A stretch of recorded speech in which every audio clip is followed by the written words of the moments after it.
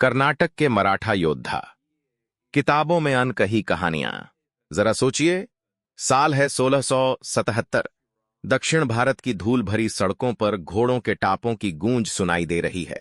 एक विशाल सेना का नेतृत्व एक ऐसा योद्धा कर रहा है जिसकी तलवार ने न केवल दुश्मनों के सिर काटे बल्कि कई इतिहास की किताबों के किस्सों को भी खामोश कर दिया।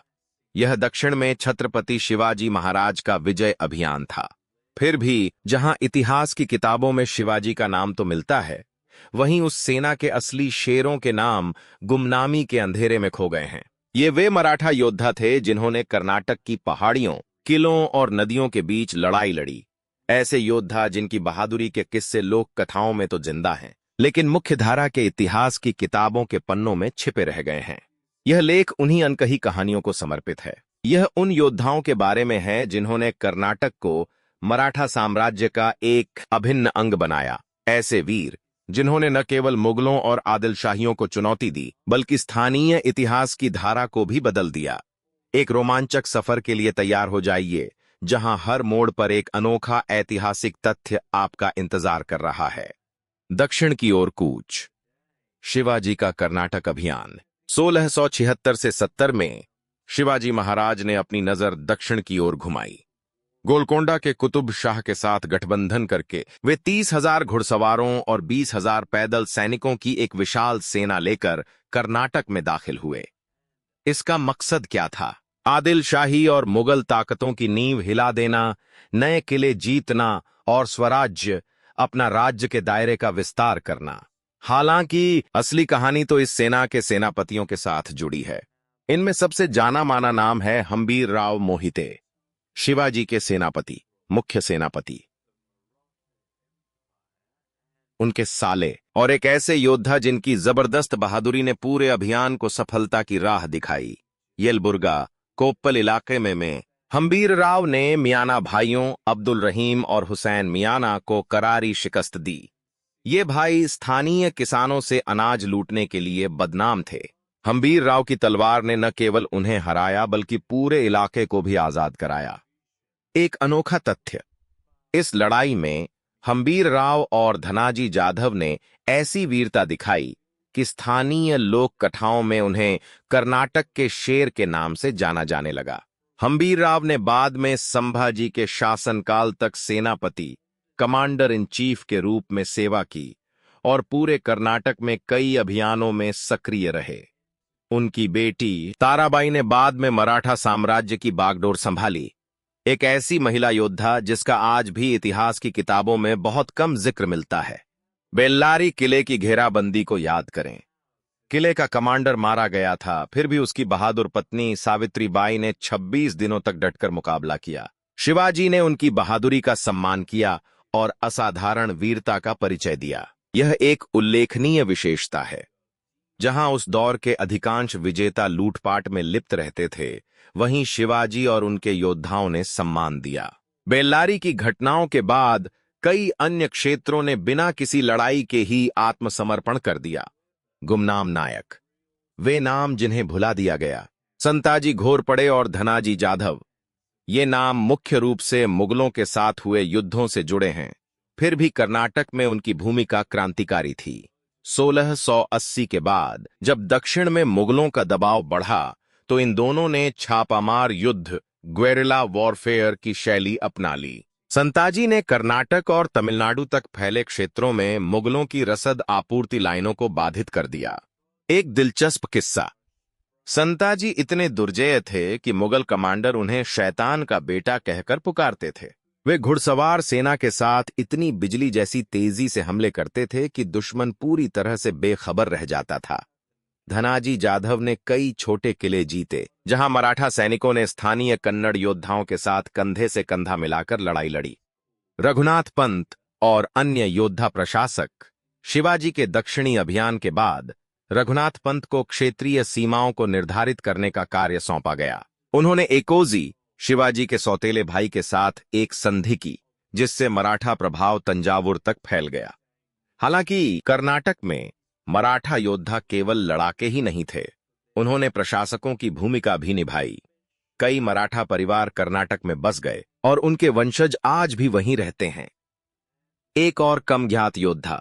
जहां उत्तर में मुरारबाजी जैसे नाम मशहूर हैं, वहीं दक्षिण में कई ऐसे गुमनाम सैनिक भी थे, जैसे कि हंबीरराव मोहिते के साथी, जिन्होंने वेल्लोर और जिंजी के किलों पर कब्जा किया था।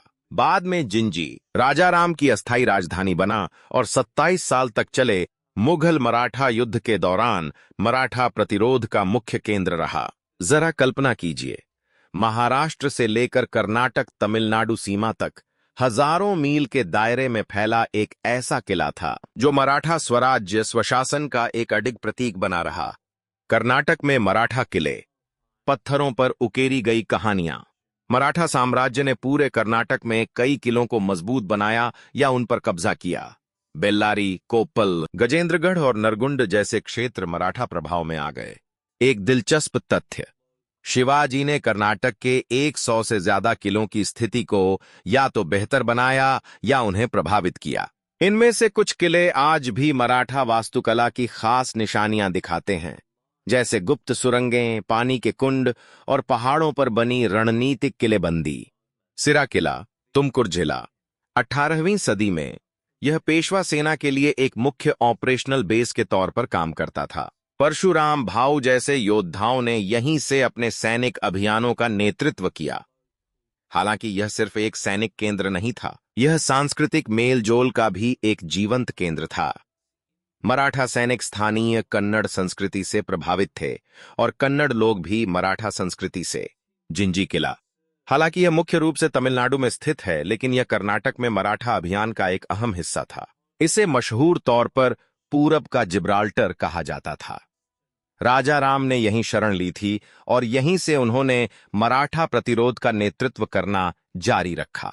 यहां तैनात योद्धाओं ने सालों तक चले लंबे घेराबंदी का सामना किया। 18वीं सदी के संघर्ष, परशुराम भाऊ बनाम हैदर और टीपू। मराठा मैसूर युद्धों के दौरान कर्नाटक एक बार फिर युद्ध का मैदान बन गया। परशुराम भाऊ पटवर्धन जैसे योद्धाओं ने हैदर अली और टीपू सुल्तान के खिलाफ बहादुरी से लड़ाई लड़ी। 1790 से 92 के एंग्लो मैसूर युद्ध में मराठा सेना ने एक अहम भूमिका निभाई। फिर भी इस कहानी के भीतर कुछ कम जानी पहचानी कहानियां भी छिपी हैं। उन छोटे छोटे गांवों से आए मराठा सैनिकों की कहानियां, जिन्होंने स्थानीय लोगों के साथ कंधे से कंधा मिलाकर लड़ाई लड़ी। एक अनोखी बात, कुछ गांवों में, जैसे कि मूका नायकानाहल्ली कोटे में, कन्नड़ गांव वालों ने मराठा अनियमित सैनिकों, जो लूटपाट के लिए बदनाम थे, का विरोध किया। पापान पप्पालेपा को। हालांकि कई दूसरी जगहों पर मराठा योद्धाओं ने असल में स्थानीय सुरक्षा प्रयासों में हिस्सा लिया। इतिहास एक जटिल ताना बाना है, जो जीतने वालों और स्थानीय लोगों के बीच संघर्ष और सांस्कृतिक मेलजोल दोनों के धागों से बुना गया है। रोचक तथ्य जो आपको हैरान कर देंगे, महिला योद्धाओं का प्रभाव। हंबीरराव मोहिते की बेटी ताराबाई ने न केवल मराठा साम्राज्य को बचाया, बल्कि कर्नाटक में अभियानों की विरासत को भी आगे बढ़ाया। उनकी रणनीतिक कुशलता ने मुगलों को लगातार परेशान किया।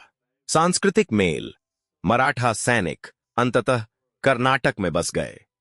आज बेंगलुरु और अन्य क्षेत्रों में जीवंत मराठा समुदाय मौजूद हैं, जो उन परंपराओं को संजोए हुए हैं जो दोनों संस्कृतियों का एक अनूठा मेल दर्शाती हैं। मराठों द्वारा दिए गए दान को दर्ज करने वाले शिलालेख आज भी कई स्थानीय मंदिरों में देखे जा सकते हैं। घुड़सवार सेना की कला। मराठा घुड़सवारों ने कर्नाटक के मैदानों में अपनी हल्की घुड़सवार सेना की शक्ति का प्रदर्शन किया। वे इतनी बिजली जैसी तेजी से हमले करते थे कि दुश्मन को वे केवल बिजली की चमक जैसे प्रतीत होते थे। गुप्त संदेशवाहक। हल्की टुकड़ियों, जिसमें जासूस और संदेशवाहक शामिल थे, ने मराठा सैन्य अभियानों में एक महत्वपूर्ण भूमिका निभाई। कर्नाटक के घने जंगलों से चुपके से गुजरते हुए उन्होंने खुफिया जानकारी और संचार के लिए महत्वपूर्ण माध्यम के रूप में काम किया। कृषि और अर्थव्यवस्था। युद्ध की तबाही के बावजूद मराठा प्रशासन ने कुछ क्षेत्रों में सिंचाई और व्यापार में प्रगति को बढ़ावा दिया। उनके शासन का यह एक ऐसा पहलू है जिस पर समकालीन इतिहासकारों ने अभी तक बहुत कम शोध किया है। विरासत। इन योद्धाओं को क्यों भुला दिया गया है? मुख्यधारा के ऐतिहासिक वृत्तांतों में आमतौर पर शिवाजी, बाजीराव या नाना साहेब जैसी हस्तियों पर ही मुख्य रूप से ध्यान केंद्रित किया जाता है। फिर भी कर्नाटक के मराठा योद्धा, जिनमें हम्बीर राव, उनके सहयोगी और विभिन्न छोटे सरदार शामिल हैं, स्थानीय लोक कथाओं, गाथा गीतों और पारिवारिक मौखिक इतिहास में आज भी जीवित हैं। वे स्वराज्य, स्वशासन के सच्चे सैनिक थे, जिन्होंने अपनी मातृभूमि से हजारों किलोमीटर दूर अपने प्राण न्यौछावर कर दिए। आज जब आप कर्नाटक की पहाड़ियों में घूमते हैं, तो एक पल रुककर कल्पना करें, तलवारों की खनक और घोड़ों के टापों की गड़गड़ाहट आज भी उसी हवा में गूंज रही है जिसमें आप सांस लेते हैं। ये योद्धा इस बात की एक मार्मिक याद दिलाते हैं कि इतिहास केवल विजेताओं का ही नहीं होता, बल्कि उन अनगिनत गुमनाम नायकों का भी होता है जिन्होंने अपने दृढ़ संकल्प के साथ बिना झुके संघर्ष किया। शब्द गणना लगभग 3000। गहराई प्रदान करने के लिए अतिरिक्त विवरण, लोक कथाएं, रणनीतियां और सांस्कृतिक प्रभाव शामिल किए गए हैं। यह लेख रोमांच, तथ्यों और भावनाओं का एक मिश्रण है। जय भवानी, जय शिवाजी। इन अनकही कहानियों को दूर दूर तक फैलाएं ताकि ये योद्धा किताबों के पन्नों से बाहर निकलकर हमारे दिलों में बस जाएं।